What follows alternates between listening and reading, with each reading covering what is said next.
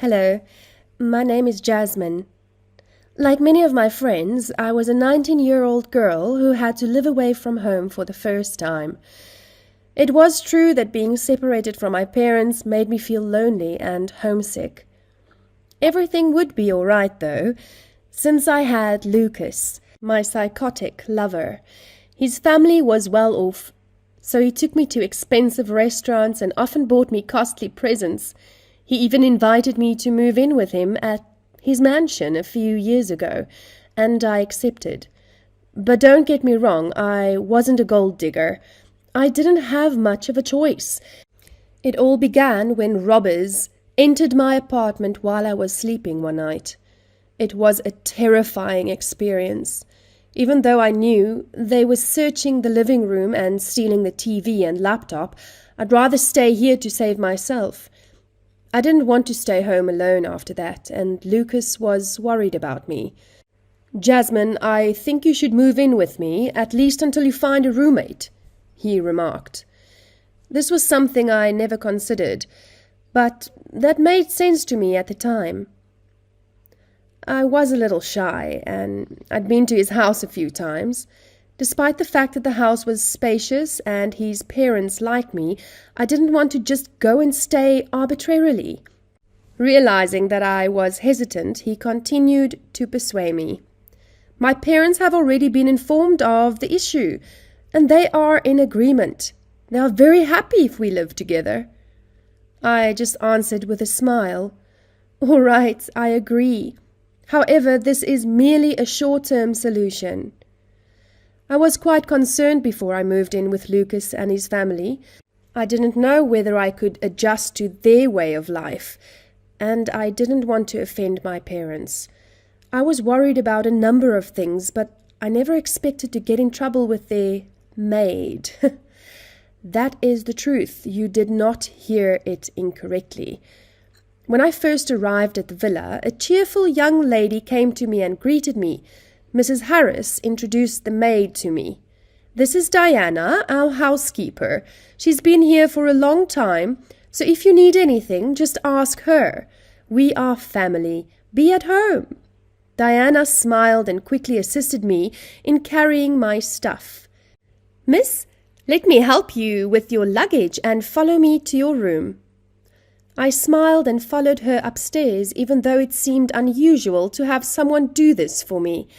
But this helped me feel welcome in the house, and I had the impression that this girl was so nice that we might be friends.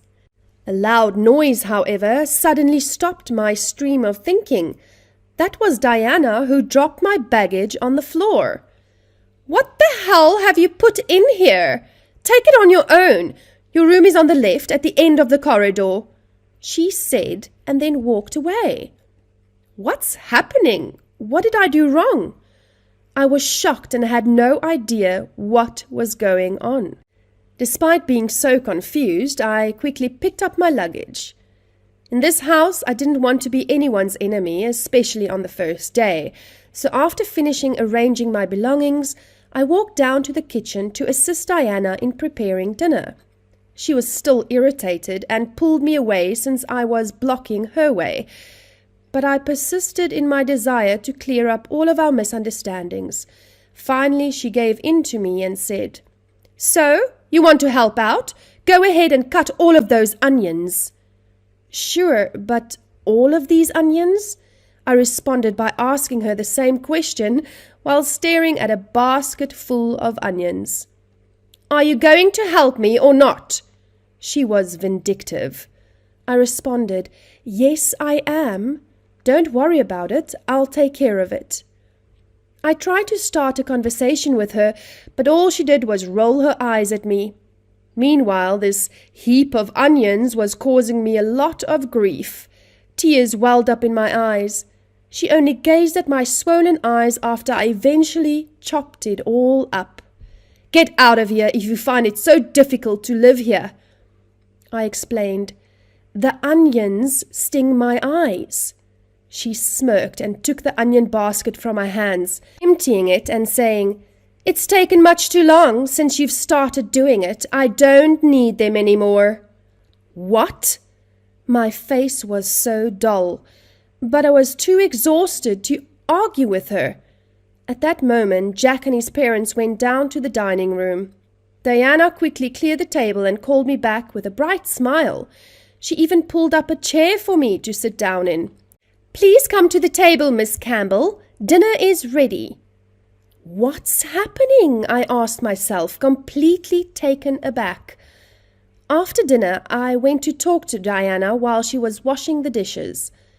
"I apologize, but what did I do to upset you?" "You come here to run around like a host, but in reality you are nothing more than a parasite, and I will never let you into this house," she said with a sneer. Before I could understand what she was saying, she was holding a really expensive-looking marble plate, smirking at me. "Miss, I'm sorry to offend you, but you shouldn't break the dish that Mrs. Harris loves the most." She threw it on the floor, picked up a splinter, wounded herself, yelled, and cried. Hearing the crash, everyone ran back to the kitchen, looking at me and waiting for an answer from me. Well, it's not," I faltered.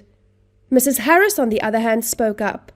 "All right, let's help Diana first." Then she took her inside to get the wound treated. I grabbed Lucas's hand in mine and whispered, "Lucas, I'm sorry, but I didn't do it." He comforted me with a smile and said, "It's all right, Jasmine." "I didn't mean it, but Diana did it to make me look bad in your eyes." I expressed my disappointment by responding. He laughed and seemed unconcerned about what I said. "No way, because Diana is so nice. I'm sure there was some misunderstanding.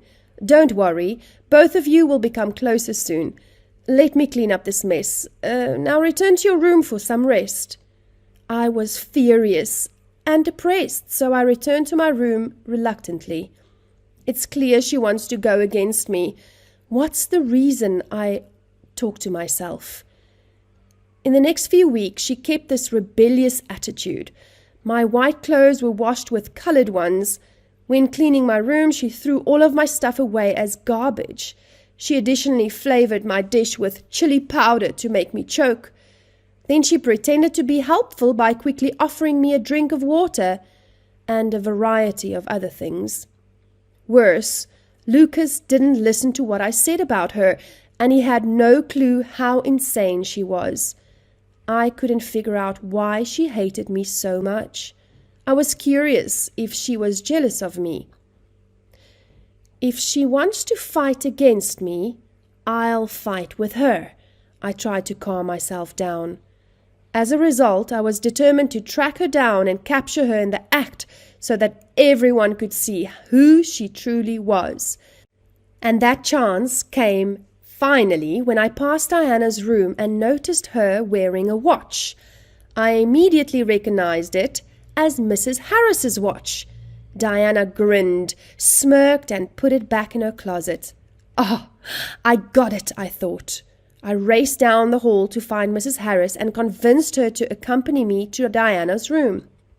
Diana stood there, absolutely unconcerned. Unfortunately, Mrs. Harris didn't find the watch in her closet, but she discovered it in Mrs. Harris's wardrobe. Diana screamed out loud at that moment. "Grandmother, I never steal anything. I tried my hardest to make her happy, but she just makes my life worse." That was just crocodile tears. She was completely devoid of any sense of shame. I attempted to explain it to Mrs. Harris, but she stood Diana up and said she did not want to listen to anything else. I wanted to make apologies, so the next morning I made a hearty breakfast with a variety of Mrs. Harris's favorite foods. I went upstairs and called her down after putting a decent breakfast on the table.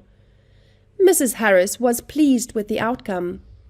After an hour of breakfast, she stated she wasn't feeling well and glared at me, accusing me of poisoning her.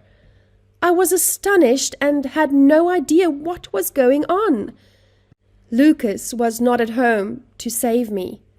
So I went down to the kitchen and checked the expiration dates on the things I used, but they were all fresh. I even went to the trash can to check the milk I used, and I found some sesame seeds there. That was weird. I knew Mrs. Harris was allergic to sesame, so I would never use it. They must have been made by Diana. She must have added them to the breakfast when I was not there. Mrs. Harris started feeling better after that day, so I went to her room and told her that I was leaving, with the only wish that she hid behind my wardrobe in my room. And she accepted it because I kneeled to beg for her for one final chance to prove myself. I walked outside and called Diana to assist me with my luggage. With a smug expression on her face, she stepped into my room, knocked on my door and said, "You're a loser." "That's fine. You won. But before I leave, I have one more question. Did you add the sesame seeds into breakfast?" Diana checked to see if anyone was nearby before smirking and saying, "That was me. I did everything to kick you out of this house. I mashed sesame up and put it in the disgusting dishes you just made. Because I knew you were watching me, I pretended to take the watch. You're a fucking idiot." "Ha ha ha!" "But why?" I inquired. "Because this is my family, and I've lived here for many years. I won't allow you to stay here to replace me. Don't expect to push me out of this house," she taunted. "But I never intended to remove you. All I wanted was to be your friend," I responded. "This is my gold mine, not yours, and it will be all mine sooner or later, and I deserve it all after years of tolerating this obnoxious family on a little wage." She laughed and remarked, "Mr. Harris had always wished for a girl, but he has always been stuck with his stupid son. It'll only be a matter of time before he regards me as his child, and now that you're leaving, I'll be able to steal Lucas's love by having a child with him. In any case, I will always be the winner." Mrs. Harris rushed out of the wardrobe, pulling Diana by the hair and dragging her out of the room with a furious expression on her face. I was taken aback. Who knew Mrs. Harris could be so powerful? I supposed everyone had a dark side. After that, Diana was kicked out immediately. Mrs. Harris then apologized to me and begged me to stay with them. I thanked her for that offer, but I still refused. I was ready to leave here and moved in with my friend. I was relieved that she eventually discovered the truth. So Lucas and I were still dating and having a great time. Yes, it was annoying when he didn't trust me at first, but he was a kind guy. He had such a high level of faith in others that he never imagined someone could do such a terrible thing like that. We learned a lot more about each other after that. And besides that, I usually visited his parents and cooked for them. But happily, there were no more sesame seed accidents or insane servants. Could my boyfriend be a psychopath? Hi, I'm 18 years old and my name is Rebecca. I'm sure every girl at my age dreams about the prince of their fantasies. What if I told you that my prince is a psychopath? This year marked the 28th birthday of my boyfriend Peter. When Peter was 18 years old, he had his first love, which lasted barely 2 weeks. He always said that I was his true first love and that he hoped we would marry and spend the rest of our lives together. These words from Peter made me really happy, but I quickly realized something was wrong. This was accurate. Let me tell you about it. I first met Peter when I started as an intern at the firm.